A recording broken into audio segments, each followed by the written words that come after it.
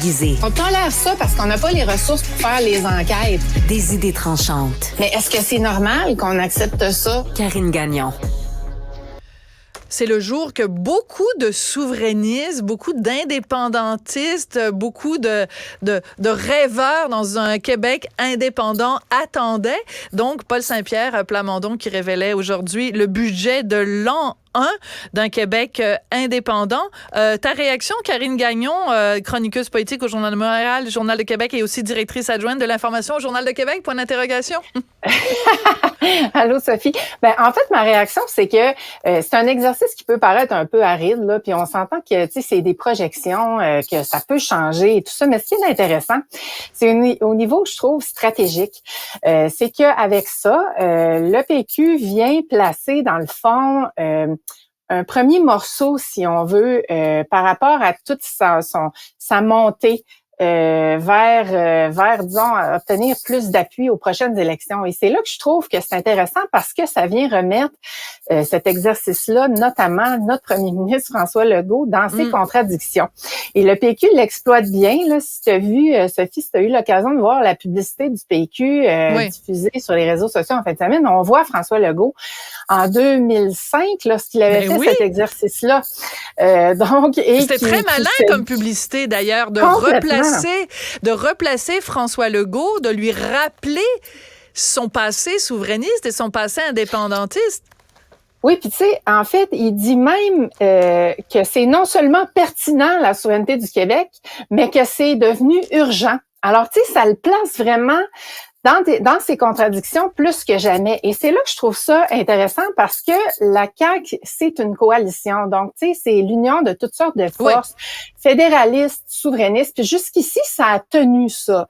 Ça a tenu même très bien parce qu'on le sait que les Québécois ont voté en grande majorité pour eux. Bon, puis il y a une division des partis d'opposition. Donc, c'est comme si c'est les seuls qui ont réussi à rejoindre les Québécois en masse. Sauf que là, je pense qu'avec ce genre d'exercice-là, et le fait que le PQ se positionne de plus en plus comme parti qui se détache un peu là dans l'opposition au niveau des intentions de vote, ben là c'est là que les jeux de pouvoir pourraient devenir franchement intéressants d'ici la prochaine élection. Et donc tout cet exercice-là démontre aussi ce que démontraient les budgets de l'an 1 précédent, puisqu'il y en a eu plusieurs. Là, on parlait de celui de François Legault, mais il y en a eu un aussi de Jacques Parizeau, il y en a eu précédemment. Et à chaque fois, on parvenait à démontrer qu'un Québec souverain, finalement, serait plus rentable, serait plus viable qu'un Québec, pays, serait plus rentable, plus viable qu'un Québec province. Oui, parce qu'il y a tout un dédoublement de fonctionnaires, par exemple, dont on n'aurait pas besoin, toutes sortes de dépenses qui viennent avec le fait de faire partie de la fédération qui fait en sorte. En fait, ce que dit Paul Saint-Pierre Plamondon, c'est que ce serait essentiellement un pays à coût nul. Bon, est-ce que ça te paraît réaliste ou c'est un petit peu au pays des licornes? Ben moi, ça me paraît réaliste. Puis là-dessus, je trouvais intéressant la sortie de Vincent Geloso, qui est un économiste qui a signé l'étude en question là, qui nous est présentée aujourd'hui, qui l'a révisée, qui est comme arbitre. Là. Et puis lui, c'est un ancien adéquiste. Et aujourd'hui, il est professeur adjoint à l'université George Mason aux États-Unis. Et il dit...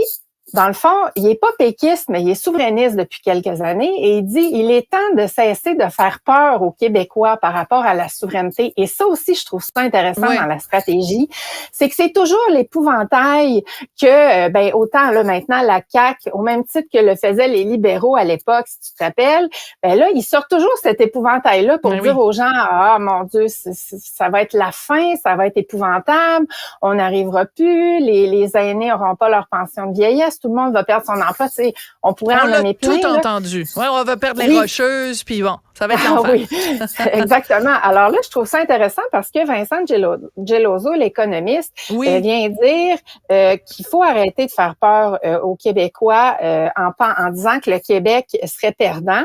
Et il dit qu'il n'y a aucune raison de croire que la croissance économique du Québec serait freinée par la souveraineté du Québec, au même titre qu'elle n'a jamais été freinée par l'élection du Parti québécois au pouvoir. Donc, ça aussi, tu sais, ça ramène les choses en perspective et je trouve que ça vient répondre à certaines préoccupations que des gens ont, mais c'est aussi de nature à plaire aux péquistes déçus que Paul Saint-Pierre Plamondon voudrait ramener au PQ. Ou des indépendantistes qui ont cru que la coalition de la CAQ allait fonctionner, mais qui se sont rendus compte que le nationalisme de la CAQ était un nationalisme très... excuse-moi, je vais mou. Mettons un peu mou. Alors, on a un petit extrait de la fameuse publicité de la CAQ, là, je pense que c'est l'extrait. Plus prospère. C'est non seulement pertinent aujourd'hui, le projet de souveraineté, mais c'est devenu urgent. Même Jean Charest en 2005 et Philippe Couillard en 2014 l'ont admis, nous avons les moyens de l'indépendance. François Legault, lui aussi, l'a affirmé en 2022. Oui, je pense que c'est viable. Actualiser le budget. Écoute, c'est génial quand même. Bon, hein? Juste d'aller chercher. Puis en plus, tu vois, notre petit François Legault, pas en 2022, mais avant, qui est tout jeune, tout frais. Là. Oui, c'est ça. Qui est tout pressé. Qui parle de ça. Et on peut très bien comprendre que François Legault, son opinion est bien sûr évoluée. Hein. On pense pas la même chose à 30 ans, 40 ans, 50 ans, 60 ans. Ça, c'est tout à fait normal. Mais sur quelque chose d'aussi fondamental que ça, je trouvais que c'était vraiment assez génial de la part du PQ de ressortir ça, puis de le mettre face à ses propres contradictions. Évidemment, il y a des gens qui vont ridiculiser ça, comme ils ont ridiculisé l'idée la semaine dernière que Paul Saint-Pierre Plamondon avait soulevé que le Québec indépendant aurait sa propre monnaie. Mais je veux dire, pourquoi... Quelle difficulté qu'on a à se visionner, à se visualiser se tenant debout. C'est fou quand même, hein? Quand même, puis je pense que, tu sais, de le documenter, c'est vrai que c'est un exercice un peu aride, comme je l'ai dit au début, mais c'est important parce qu'il faut quand même que tu arrives avec des preuves, avec des données, que tu aies l'air, donc, que tu aies fait un exercice sérieux, finalement. Alors, je pense que c'est la base, puis après ça, ils vont pouvoir construire là-dessus, mais je trouve que c'est toute une joute politique qui se dessine pour les prochaines années, là, puis on voit quels vont en être les fondements, là, très clairement. Absolument. Merci beaucoup, Karine Gagnon. Ça a été un plaisir d'évoquer ça avec toi et de faire un petit voyage dans le temps aussi avec François Legault. Oui. Il y a rien de mieux que ça. Je voudrais remercier à la recherche Audrey Robitaille, Marianne Bessette et Florence Lamoureux et à la mise en onde Tristan Brunet-Dupont. Merci et à bientôt.